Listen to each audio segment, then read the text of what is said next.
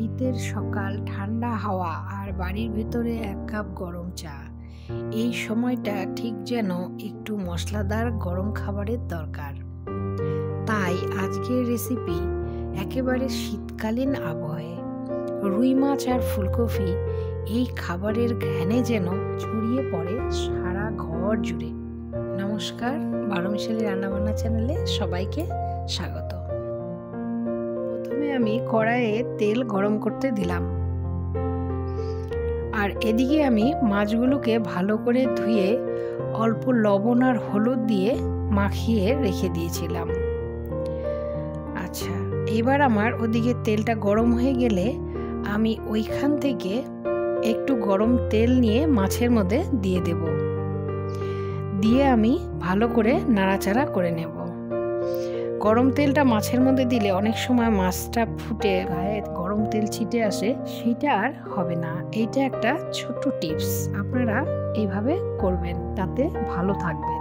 যারা নতুন রান্না করছে তারা অনেক সময় মাছ ভাজতে গিয়ে তেলটা ছিটে তাদের গায়ে পড়ে ফোসা পড়ে যায়, সেইটা হবে না।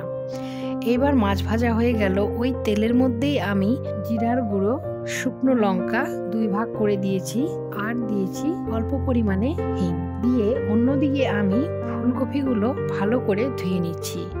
আমি কিন্তু ফুলকপিগুলো এখানে ভাপ দিয়ে নেইনি, কারণ এখন নতুন ফুলকপি, আর এখানে আমার ফুলকপিটা একেবারেই ছোট মাপের ছিল। তার মধ্যে একটা আমি মাঝারি সাইজের আলু দিয়েছি। একটু ভাজা ভাজা হয়ে গেলে ওর মধ্যে দিয়ে দিলাম আমি আদা বাটা, তারপর দিয়ে দিলাম হলুদ গুঁড়ো আর পরিমাণ মতো লবণ দিয়ে এবার একটু জল দিয়ে ভালো করে নাড়াচাড়া করে নিচ্ছি। এই জলে আমি একটু ভাজা ভাজা করে নিলাম ফুলকপি আর আলু দিয়ে, অল্প জল দিয়ে দিলাম যাতে একটু আলুটা আর ফুলকপির ডাঁটিগুলো সেদ্ধ হয়ে যায়।